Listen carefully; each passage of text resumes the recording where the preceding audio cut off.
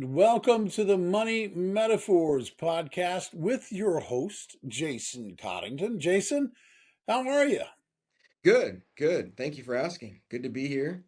So I think the last time we recorded, we were talking about election cycles and presidents and how it really doesn't matter if you're looking at long-term financial success.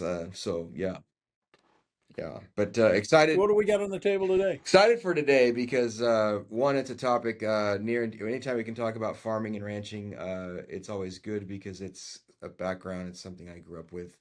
Uh, we serve a lot. We live in one of the most productive valleys in the world in the central San Joaquin Valley. So a lot of farmers and ranchers uh, in our communities here.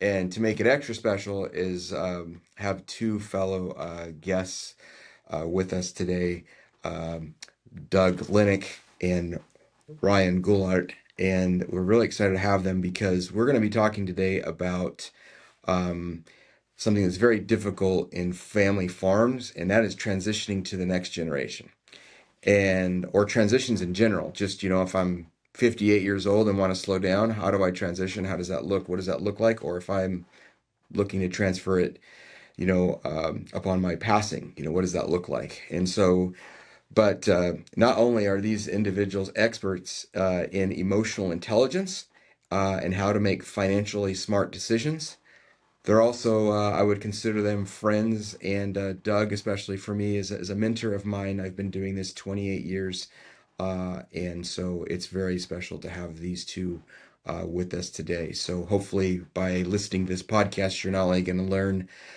some tools that you can use, but you can learn about the importance of having your emotions intact before you make major financial decisions. So that's our hope today. So yeah.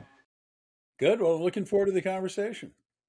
I got to say, that was one of the nicest ways I've ever heard that I'm older. I mean, when you said that, I mean, you said that really well without even saying that. Thank Uh, you. Thank you. yeah. But I am. Yeah.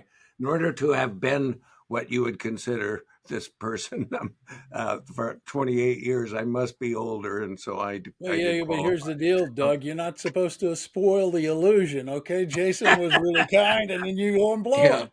yeah, yeah. Yeah. So, well, and I guess that's a good segue there. Ryan, why don't you tell us a little bit about yourself? Then Doug, we'll let you elaborate as well. I can brag about you, but I'm going to give you the opportunity to brag about yourself here a little bit, and do that. So for our listeners. Yeah, I'm Ryan Goulart. I have always been fascinated by decision making, and it actually my journey is quite fascinating in that I went to school for neuroscience, but I ended up picking courses. I kind of fell into it by accident. I ended up picking courses that really resonated with me, things like uh, abnormal psychology, and then pairing that with biology and chemistry. And it was by the end of my junior year that it was like, well, Ryan, you're a neuroscience degree. And I'm like, great.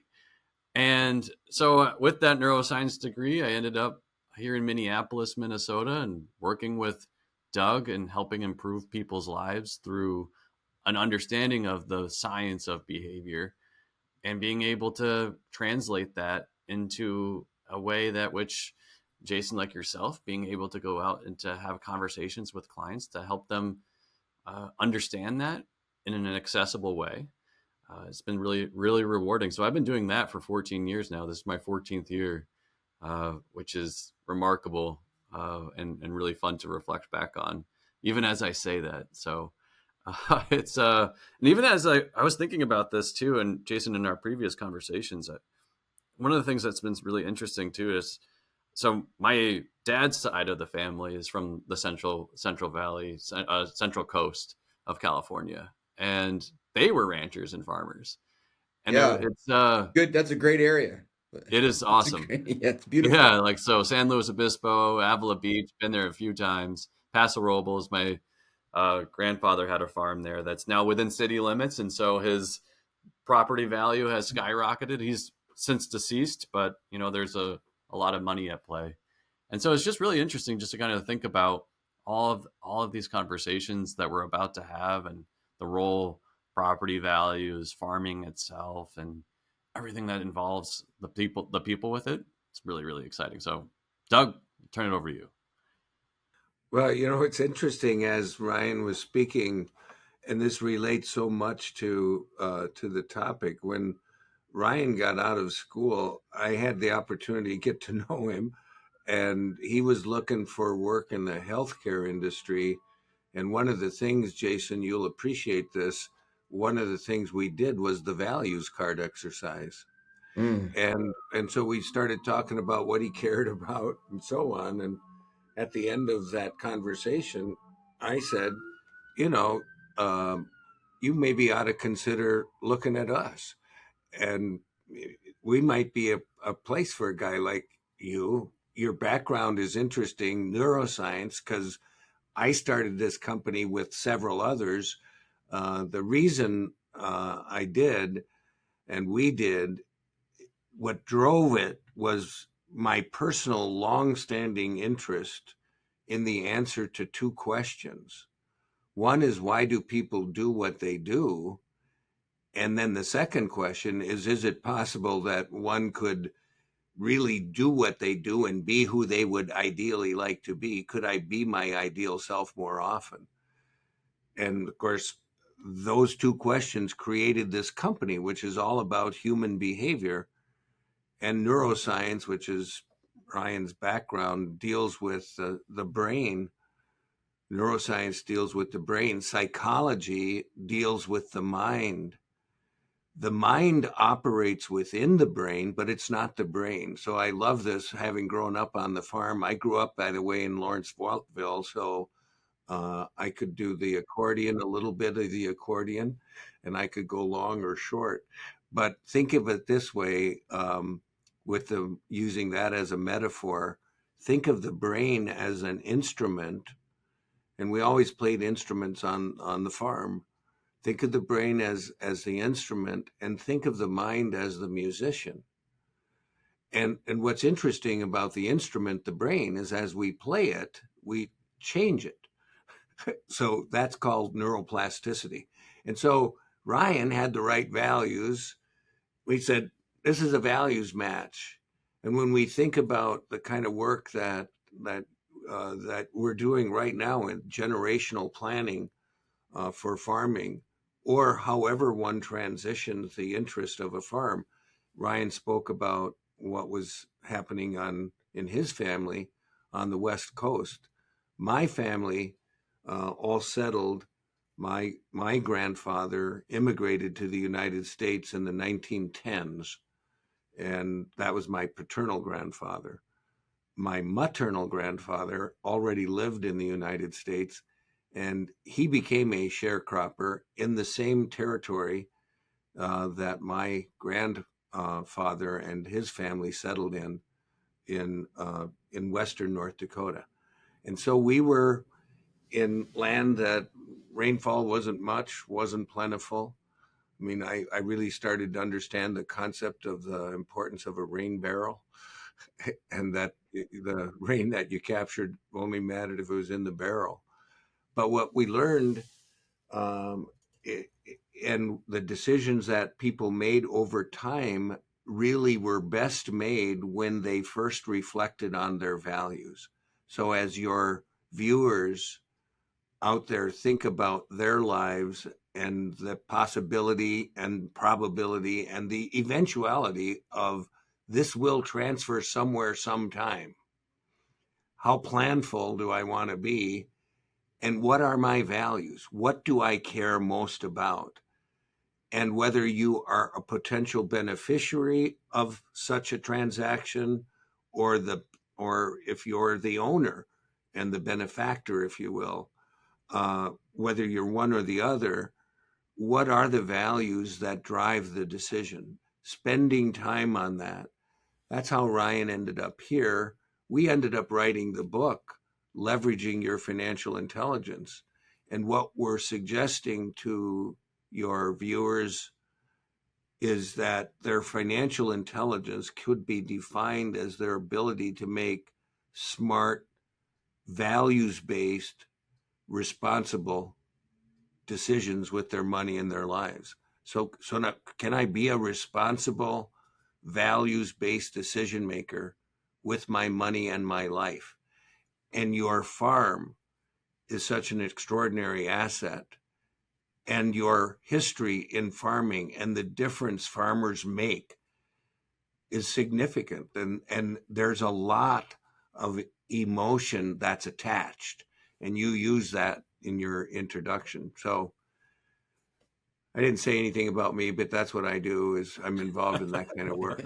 And thanks for the background. I think for many, I hear when we get into some of these decisions with clients, we find that they're focusing on just maybe one part of the decision. Maybe it's just you know well, I don't want to pay capital gains tax, so I will just have to wait till the family farm passes, and then there's a step up in basis, and we're using estate tax law and tax law with this, and then so we end up, and you have to remind me because I didn't major in neuroscience. We're dealing with the brain, that's the analytic part a lot, and I don't know if that's right or left, but then you can inform people. But there's also there's the emotional side, and and it's hard for it's hard for a lot of the individuals to have that emotional side. But I think what we want to do is, if we want to have transcendent decisions that are going to be impactful, anchoring in values is important. So, I think that is where we want to transition a little bit now and just talk about, when a farmer is going to transition, look at transition. And we have individuals that are, we have a lot of dairy business here. We have ranching here, and a lot of permanent crops: peaches, plums, nectarines, table grapes, raisins, almonds. We have a lot in the Central Valley, but um, there's a lot of operations. It's the get up early in the morning, and it's go to bed late at night, and then in between, you are active and involved in your community. And that's it's the fabric that knits America together, is the farmer and rancher, and so and those that serve farming and ranching, and so what types of things, one of the things we look at when you're going to transition from being an owner operator to maybe just being an owner and transitioning it to maybe one of your children or another farm manager, we have all these issues that come up, well, maybe only one son wants to farm and the other son doesn't want to. And then, well, that creates a problem when there's, estate planning distribution, and, maybe the daughter doesn't want to be involved, but the son-in-law does. There's all these things when you transition, and then what? And then, of course, when the assets are passed, and now we have to look at, okay, we need equal distribution of the estate. If someone has 100 acres, which here in California right now is anywhere from $3 to $4 million dollars, well, in Central California, depending if you have good water, 30 to 40,000 an acre, um, you know, but only one kid wants to farm or be involved, then how do you equalize the estate with the other siblings, or do you care about that? All those myriad of decisions have to be made. So we want to start looking at some tools that we can provide by working with you, that can empower people to make good decisions. You guys are in luck in California. I own property in California. If you don't have a plan, the government has one for you, so you don't even have to worry about it Yeah, if that's you don't right. want to. Now, Yeah. if you would prefer to not default to their plan for you, then I would encourage you to do what Jason is suggesting. And one of the things that you said, and I would really encourage people to do this, a little commercial message. I don't get anything out of this other than you'll get to see our website, but everybody should go right whenever you want. Go to thinktoperform.com and go to the values exercise, and you can go through the process. It's free. It's a values card exercise. Thanks to Ryan and the great work he does, anybody in the world, if you Google values exercise or Google values card exercise, the number one thing that pops up is think to perform. We're known for helping people make values-based decisions. So it starts there. And so each party needs to decide really truly for themselves, and the process of sorting it down to what matters most, because we all value a lot of things, but what do we value most? We were talking earlier with Bill, and he was commenting that different members of different families were the first person off the family farm, went to different school, decided to study something else, ended up an engineer. We're going to start seeing that, but everybody in this family and in the possible chain all should go through this process. And so we think about, what do you care most about? And then what do you want to have happen? So for whoever, think of this as whoever owns the asset, it's your asset. It's your enterprises. This is Jason Coddington Enterprises. And you're making a decision about your enterprises. And I would suggest that the first thing you do is you think about, what is Jason Coddington about? What does he value? What is his purpose? Second, given his values and his purpose, how would he like to spend his time? Because there's a lot of time goes into farming. And maybe I want to spend my time doing that. Maybe I don't.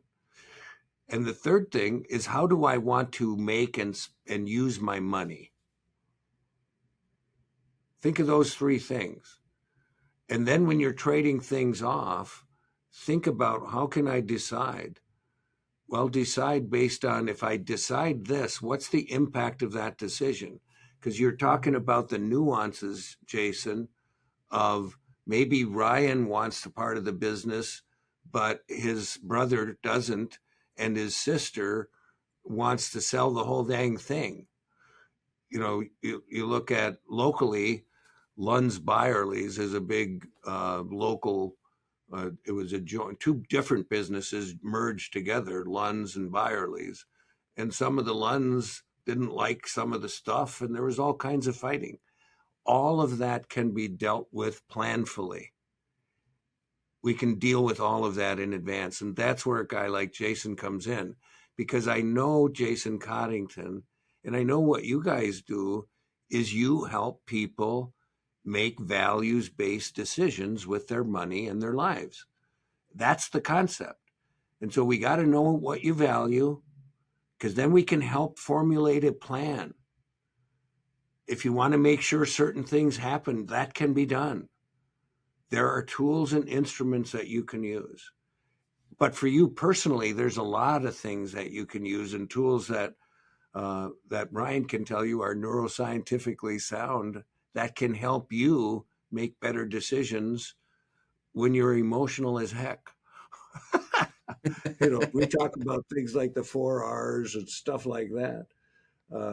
But I thought I would share that, because that to me is it. Because I'll tell you what, in my own family situation, my last involvement with the farm is I sold a dairy farm about, I want to say, Ryan, you might remember when this was like 6, 7, 8 years ago, something like that. I owned a dairy farm in western North Dakota. Now I love it when you talk about 100 acres and what that's worth. We're talking about, if you don't own lots of acres, lots of square miles. Like, I had a little farm. I had 640 acres, 1 square mile, but it was a dairy farm. And the way we got that dairy farm is my uncle, married to my dad's sister, was the guy that it was in his family. And we had other farms in our family, but that was in his family.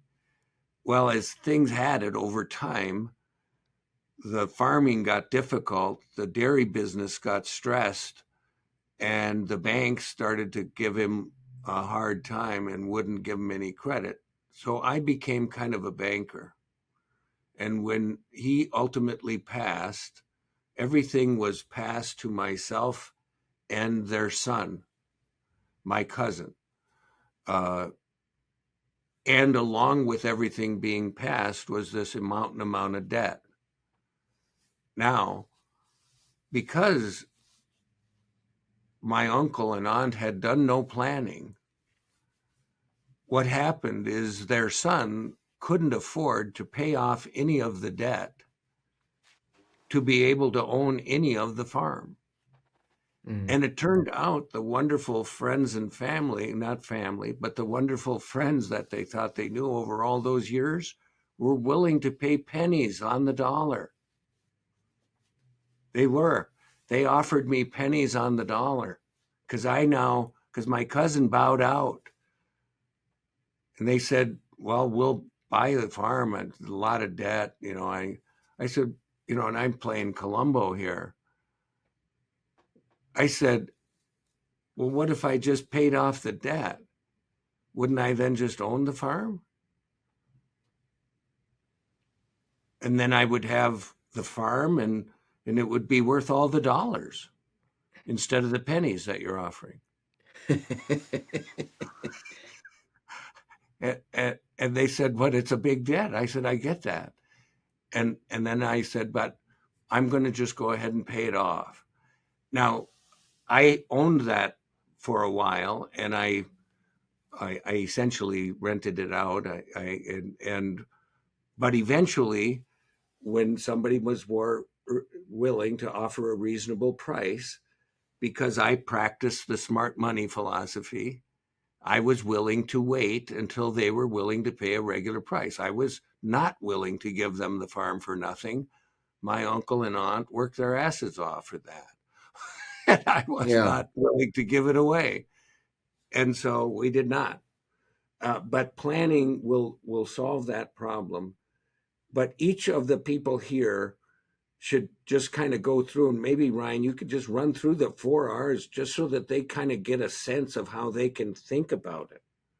Well, right, and I want to just comment real quick, Ryan, before Mm-hmm. on that, because you stepped in and paid the debt. Not only was it smart, I mean, but what drove that decision was something you said. Value. One, it's your family. You're exactly. My That's top the value is family.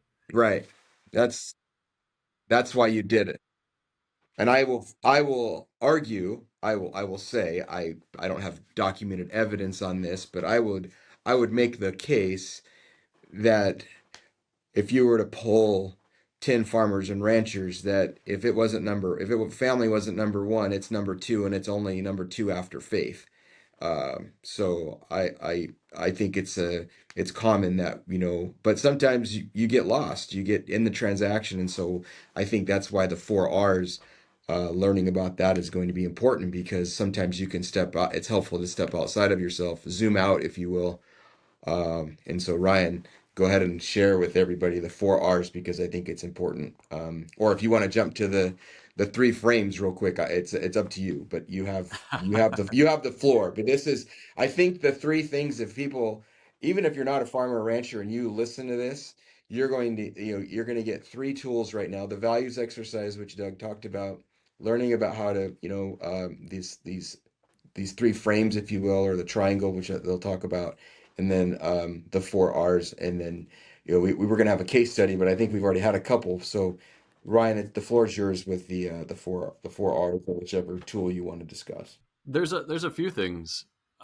One is something you said earlier, Jason, on just when someone is deciding to no longer be both the owner and the operator, and now they're the owner. And there's sometimes, I would imagine, a situation, and it's likely with a family member, where I wish Ryan did the same thing that I did. So we almost want to copy and paste our knowledge and our wisdom and our skill set to the predecessor, or the person inheriting the job. And this happens all over the place. So it's not specific to farming and ranching, although I would imagine that the time commitment and how one might do something over and over and over, those habits, ends up being it's so much more visible. And so one of the things that we've seen specifically in businesses like farming and ranching is that oftentimes the person who's either transitioning out or held the job and now is a leader of the job of that person that they used to have that job on, they want to make sure that because they know what success looks like, which the success they looked like what they did, they try to make sure that whoever's taking the job now is able to do the same way, the same job, the same way, with the same habits. And so sometimes that's helpful, but most of the times it's not, because people have their own creative license. They want to be able to make an imprint. They too might have values and purpose to do some of their similar things, but they're just going to do it a different way. And so I came across this somewhere, and I wish I could give attribution to it, but it's something that I have kept in my mind too, as I have stepped into leadership. And then even as I have a 3-year-old daughter. And so she does things that, and from a parenting perspective, I would never do, but I have to also give her some leeway here, because she's a completely different person. And so the quote is that stop expecting you from others. So Well it's said. it's a really interesting idea to kind of think about, when is it possible to do something in a completely different way and arrive at the same solution or possibly a better one. So it does give us a little bit of insight into just like our own human behavior, and try to understand a little bit more about why we do what we do. And Doug had mentioned our values exercise as a way to do that. And one of the things that is very interesting about values in and of itself is that one can understands that we understand that we have values, but until we provide ourselves a little bit of that time and energy to kind of go through the exercise and actually identify 5 values that mean the most to me, that all of a sudden becomes a really good guidepost, a North Star. And one of the things that's really interesting about values is that not only are the words themselves, like family or happiness or health, which happen to be the top 3 globally, but it's really about the definition of the value that matters most. Because how I define family, for example, is going to give you insight into why family is so important to me. So for example, my top value, same with Doug, is family. But family for me means for me, it means that I value the people in my life. So my mom is Italian, my dad is Portuguese, both communities. Family is big. And it's not only is it a big of an importance, they're also big families.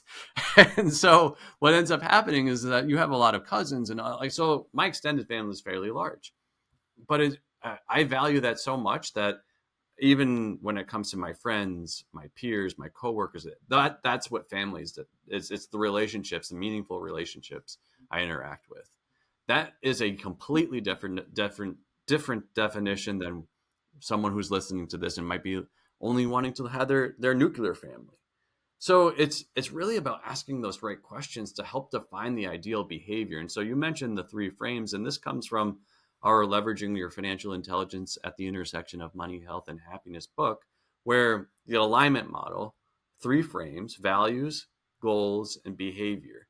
Values being our ideal self, so who I want to be on my best day. My behavior, who I am really, or my reality. And I want to use goals as the bridge to help me become the best version of myself. So I'm able to do that by understanding my values and understanding the behaviors I have every day. One of the best exercises that we have that your listeners, Jason, and are going to be able to do is called the freeze exercise. The freeze exercise is the first R of the 4 R's. We freeze, we ask ourselves 3 questions. What am I thinking right now?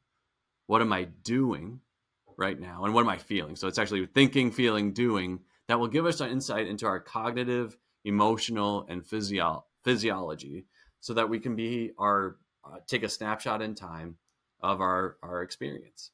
That then we reflect on that emotional, cognitive, and physical experience on our values, the second R. And if our snapshot in time realizes that, who I am right now in this moment isn't aligned with the person I want to be on my best day, my values, then I'm going to give myself a moment in time to change. And that's what reframing is all about. That's the third R. And then I'm going to respond with a decision consistent with my values to move forward. So it's a decision-making framework that allows us to not only make better decisions with our money, but also in the presence of high emotion. It's going to be able to help us navigate some of those things that you just articulated, where within a family we have those behaviors built in. Someone might be able to say something in a family that will immediately set me off within my own family, when for you, Jason, it might be like, why is Ryan getting so mad about that? It's just family dynamics. We have built-in family dynamics. And so to be aware of those and to kind of give ourselves a moment to kind of separate between the stimulus, that a reaction, and the reaction that we need to do, provide some space for that. It's fun, as Ryan was talking about reframing, I was thinking about Uncle Laverne and Aunt Betty. Betty was my mother's sister. Their last name was Schilling, and that was one of the farms I used to get to work on when I was a little boy. And it was kind of related to what Ryan was talking about. I find that the reframing, one of the things that they used to do, we would read books occasionally because I would stay out overnight, and then I'd get up and do the eggs and stuff like that, and we would read Winnie the Pooh.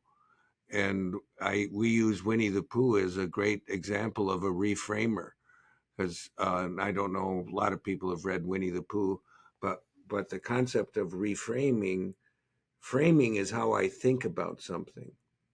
So I'm thinking about it this particular way, and as Ryan was describing, I recognize what's going on now, then I start reflecting, and then in that process of reflecting, I'm thinking about how I'm thinking. So reframing is changing how I'm thinking. So Winnie one time looks down. He didn't like the shirt he had on, and he looked down and he noticed, I don't like my shirt. Then he thought, I'm going to change my mind so I don't have to change my shirt. That's what reframing is. And what does that have to do with all of this? It's like when you get through the process. So now you're dealing with the transitional moments. You're starting to actually be planful. You're either one of the potential recipients of the asset, or you're the one that's going to be passing it on at some point. And so now you're making these decisions. You recognize, how is that making you feel? Emotions are words. And there's going to be a bunch of competing and difficult to deal with emotions. That's what Ryan's talking about here. You're going to have some tough emotions right there. And if you recognize that, then you immediately begin to reflect on what matters most. What matters most? What's most important to me? And Ryan said to him, it's family. And then he said, to me, it's family. And then, but what does it mean? Can be different. And that dialogue that you, Jason, have with the client about, or the person has with their spouse or whoever, about, tell me, what does that mean to you? And how do you think about that as it relates to this very important asset that you've worked your life for? How does that relate to that? So I look at my values are family, happiness, wisdom, and so back to my own decision, I thought selling this farm to them at pennies on the dollar would be unwise, and I don't have to do that. I'm not going to do that. So I made a values-based decision, ended up owning the farm for a period of time. And that's what we're talking about. And in the process of reflecting, you might think, the way I was feeling, I was thinking I might do this, I might do that. I was going to cut Joe out altogether because I don't like how Joe is. But then I thought, well, but Joe's the father of my grandson, and I like my grandson. I'm just not happy with my son Joe. So I don't know what I should do here. And so when you reflect, you get to do Winnie the Pooh. I was going to do this, and I decided upon reflection that was not a responsible, values based decision. And I'm going to change my mind. That's what reframing is. And then I respond. And I really appreciate that you had set it all up for us doing all that. Ryan, could you comment on how the concept of why practicing the freeze game is so important? What's happening in the brain in terms of forming habits and patterns? Yeah, I mean, one of the things about the brain is that it does what it always has done. So many of us have had habits that uh, at one time we developed it, and we've just decided to do it and do it and do it and do it until it's been successful for us. One of the things that happens though is that with those habits we overplay them sometimes, and so we just need to become more aware of those situations that of when the habit is being played. And with the freeze exercise, to make it a habit, is that we have to do some practice with it. It's so important because what we experience is that we feel before we think. And our emotional brain is so fast that we will experience the emotion so quickly before we even have time to be able to think about it. That's why a lot of us have experienced that adage of, I was so angry I couldn't think straight. That's what's happening. Our brain is just working so fast to experience something emotionally first before we're able to logically think about it. And so with the freeze exercise, we give ourselves the opportunity to take that snapshot in time, to have ourselves to acknowledge the emotion that comes in 12 milliseconds, which is faster than a blink of an eye. And then our cognitive brain, which we can then assess with the what am I thinking about right now, doesn't occur until 40 milliseconds later, which is still fast, but it's just not as fast as our emotional brain. And so with the values exercise and even the reflection of the second R, what we're providing ourselves is the opportunity to engage our rational level of our brain, to think about our values. And so by doing so, we give ourselves the opportunity to assess our thoughts a little bit better, assess our emotions better, therefore being able to have ourselves do something in a completely different way with our reframe. Or maybe we want to move forward with the decision to cut out Joe, and maybe that's in line with the values that we want, but we're making that decision with a lot more information than we previously would have. Yeah, I think it's funny, and you mentioned that whole, and it's funny as I write I had my values. I did this exercise a while back, so I thought I should rewrite mine, and my mine are faith, family, freedom, growth, and health. And by freedom, freedom doesn't, of course, you see Doug, your background, you have the flag, of your father. Freedom's not just, it's freedom of thought, it's freedom, of expression. It's, I value that freedom slash independence, but I also value family. But, there's times when we go through in life, and I think it also happens in planning where if you don't do the reframe, you find a disconnect. And honestly, you talk about habits. I used to run quite a bit, ride my bike, do some stuff. And I've stopped doing that a little bit, just because I'm an older gentleman, so to speak. Um, but it's cause, and if I value health, though, my current behaviors probably, if I'm being honest with myself, aren't aren't truly in alignment, and I probably could, lose a few pounds and, maybe lower my cholesterol and whatnot. And it sounds abstract, but I mean, it just in the moment I'm writing it, um, I'm having that in my head. And the whole point of that isn't to say that, oh, Jason has this whole figured out. I absolutely don't have it figured out. But the fact that I went through the exercise is I know that the value exists. And so it's hard to reframe if you don't have a way to, connect it to. And I know there's farmers out there that I think what's interesting about, you made the comment earlier about how what you made something a point like don't expect people to do things like you or something like that. I think um, I remember if there's something broke on the farm, let's say we had a disc and I needed to go replace the bolt and I would go get in my truck and my grandfather would say, where are you going? And I'm like, oh, I'm gonna go to the store. I gotta get a bolt. We gotta fix the disc. I'll be back in about 15, 20 minutes. Don't go to the store. Don't spend your money on that. There's plenty of bolts out in the shed. And all unorganized in a can. And my thing is time is valuable. I value my time. I'm not going to spend 25 to 30 minutes trying to find the right bolt. When I know I can go to the store, get back and have it fixed and be ready to move again.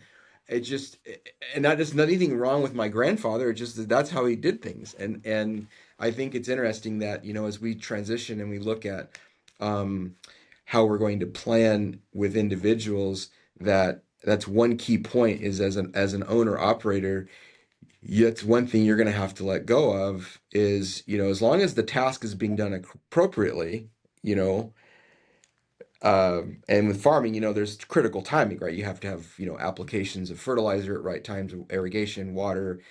You have to, there's frost, there's, the elements, right? You have to deal with all of that. But at the same time, I think it's important to know that um, you need to. It's okay for someone else to do it a little bit different as long as it gets done correctly. That's big. And if you value the other person, that's the other piece. Because if you don't care for them, then maybe you shouldn't transition it to them. Is kind of the thought process there. And so kind of in what as we go and look at next steps and working with clients, if you're someone listening to this phone call and you're thinking about transitioning, or you have a parent that's transitioning, or a family member, and it could be that they want to sell the farm, or they're considering selling the farm, or they're considering stepping down maybe and just being an owner and not an operator. What's some key critical things that they should be doing? Obviously have a plan, but I think we've talked about values. What are some three takeaways from this conversation that you feel that would be beneficial? You know, uh, Well, earlier, one of the things, Jason, that we talked about was values, purpose, time, and money.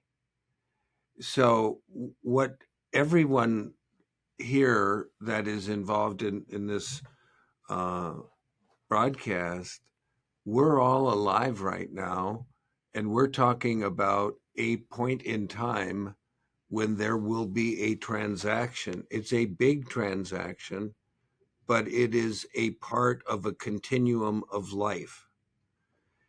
And so, one of the things that is really important for people to do is carve out a life that is meaningful for them as they are thinking forward, because your life doesn't end when you transition the farm.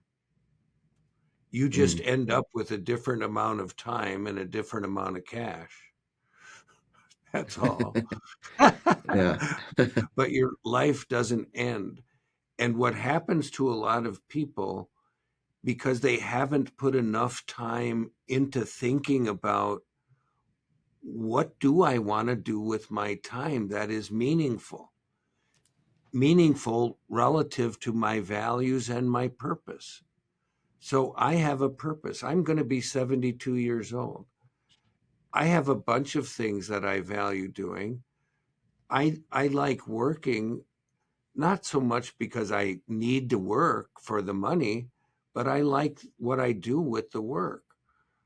So for me, I had to think about, what's my life about? Well, my purpose is to help myself and others achieve our highest and greatest potential. And so some of what I've decided to do with my time, because of my purpose and because I value family, happiness, wisdom, integrity, service, and health, which is 6. Of course, this is my game. I can have 6, so we can do that. You just have as many as you want, but I get to decide, and I've decided I'm going to put time into this. I'm going to also make some money doing this.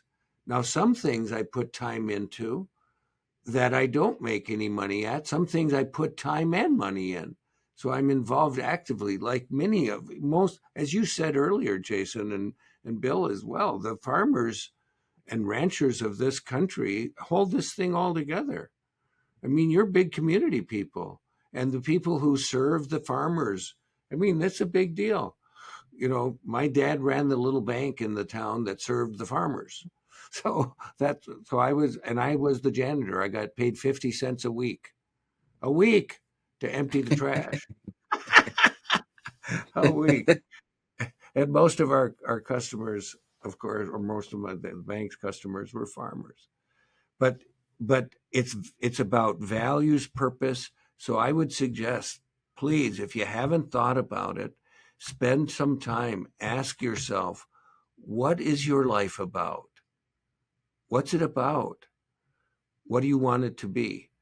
And many of you, and Jason mentioned it, the word faith comes up a lot. We actually, Ryan has a global scorecard. We've had over 150,000 people complete the values exercise in the last year or so, from all over the world. And as he said, family's number one value in the world. Everywhere in the world, people value family. And they care about their family, and they want to provide for their family. Everybody cares about being healthy. And I'll say this also, Jason, you mentioned health. Health is on my list. And I can tell you that when I got serious about that, I got serious about that when my health was suffering.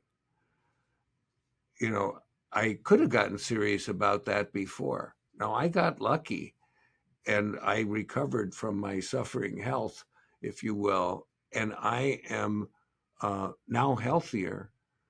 But what drove me was my value of health. And what drove my value of health was my value of family. Turns out that Ryan's 3-year-old daughter is my granddaughter, and I would just as soon be healthy and participate in her life. And that matters to me. And she has a cousin who's 3 years old and another one who's 16, who I get to go to the NBA basketball game with tonight. When you're broad people hear this, we will already have won or lost, Jason. Yes, yes. Yes. So, but that's what I would recommend. I really seriously say, Yeah. get in touch with your values, get in touch with your purpose, get serious with yourself. And when you do, you'll do what Jason said. The very awareness of that will start you moving in that direction. But if you don't even know, it's hard to move in that direction. Yeah. Yeah. No, thank you. And yes, I'll be rude. I don't know what's by the time this is listened to, hopefully the Celtics have won the NBA championship.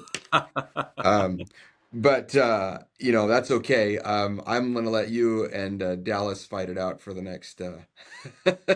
What is that? Oh my word! You have one. You have one of those. Oh my word! I'm so jealous. A Celtics That's a certificate. dividend Yes. check from the Yes. Celtics. I Yeah. was an owner. Yeah. Oh my word. Yeah. Good I stuff. haven't cashed it yet. Yeah. Well, Ryan, I think, we'll have some resources in the show notes available, here for people to, go to our website and/or we will have some links to the Think to Perform websites and specifically the values exercise. Um, and I would say if you're a farmer or rancher out there, and or you know one, or you're related, or you work with one, and absolutely, if you're not even one, I would suggest so everybody be like one of the 150,000 people this past 12 months that have done the values exercise. It doesn't cost anything, but just know that. And again, we get, it's been a pleasure to have this conversation with Doug. It's been good to catch up, and Ryan. I really appreciate the science and behind how we think. It's amazing to me that quote unquote the millisecond, you quicker than the blink of an eye. So when my team doesn't win and I have anger, how do I have that in the blink of an eye? But I think also with farming and ranching, I think what's most important is um, most family and faith are very, very intertwined, and it's the fabric of what they do. And just so that they don't get lost in the transaction of the transition, and they can make a transaction based upon what they value most, I think is the intended output. And and again, you want to corral yourself with good advisors, attorneys, accountants. That's all good. But when you work with an attorney, an accountant, a financial advisor, it wouldn't hurt you to ask them their values as well, because that might prevent some issues down the road if there's misalignment. So um, anyway, those are some closing thoughts. I thank you very much, Bill, and Bill, I'll turn it over to you there a little bit. No, no, I have enjoyed listening to this conversation. I could sit and listen to it for another hour. As a matter of fact, it's great. I do want to make a note it'll be in the show notes. Doug mentioned think to perform. The two is a number two. Okay, so that is Yes. think number two perform.com. You can go there. You can take the values. I don't want to say test. You can take the values survey, and you might get some insights into yourself. And and it's great. Ryan, I loved everything about this podcast, but I do like the observation. You got to stop expecting people to be you and behave and perform like you. They may have the same values, but they're not you. And sometimes there is a value to being Winnie the Pooh and thinking, I'd like to, I'm going to change my mind instead of changing my shirt. I think that's great. Guys, thank you so much for this conversation. It has been really, really interesting. Um, Jason, but why don't we wrap this up this way? Uh, how do we get in touch with Doug and Ryan? And then how do we get in touch with you?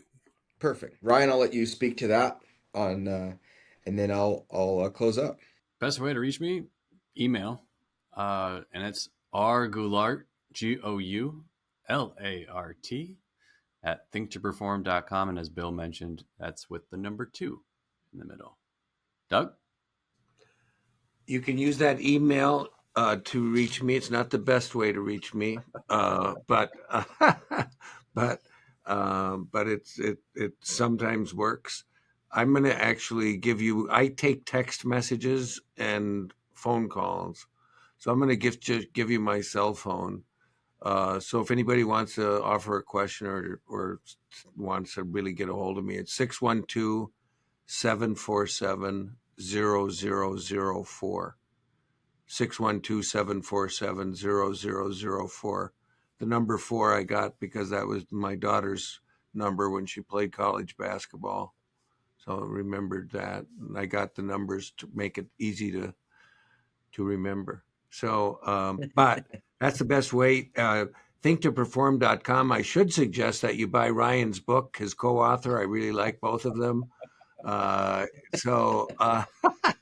So go ahead and do that. You can do that. You can come to our website and buy it from us if you want, but you can also obviously buy it from your favorite online bookstore, and some physical bookstores may still be carrying it. I doubt it, but there's not too many of them that have it in the store right now.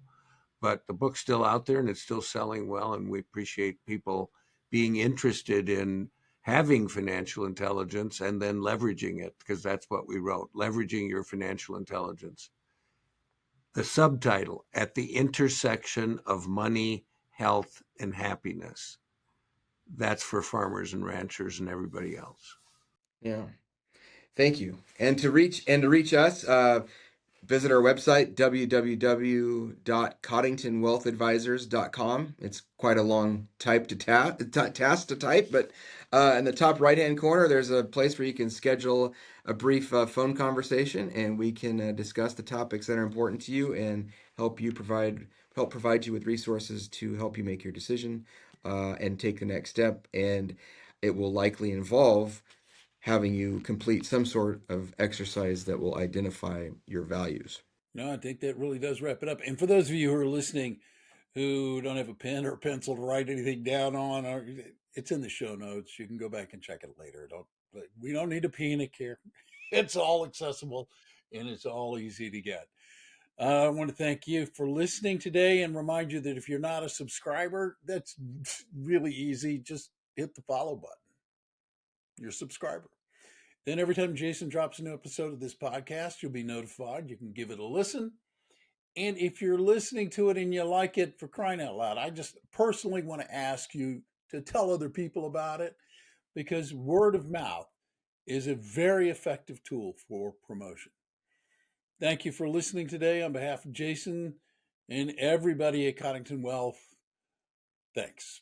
Thanks for your time. And I want to remind you and encourage you to go out today and have a great day. Or not. It's choice, and it's yours. Thanks for listening. Until next time. Thank you for listening to Money Metaphors, exploring financial concepts through stories and analogies. Visit our website at www.coddingtonwealthadvisors.com or give us a call at 559-897-0040. Don't forget to click the follow button to be notified when new episodes become available. Jason Coddington is a registered representative with and securities offered through LPL Financial, member FINRA SIPC.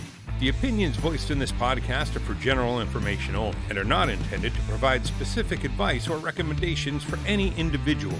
To determine which strategies or investments may be suitable for you, consult the appropriate qualified professional prior to making a decision. The featured guests and their company are not affiliated with or endorsed by LPL Financial or Coddington Wealth Advisors. Individual tax or legal matters should be discussed with your tax or legal professional. Economic forecasts set forth may not develop as predicted, and there can be no guarantee that strategies promoted will be successful. All performance referenced is historical and is no guarantee of future results. All indices are unmanaged and may not be invested into directly. There is no assurance that the techniques and strategies discussed are suitable for all investors or will yield positive outcomes.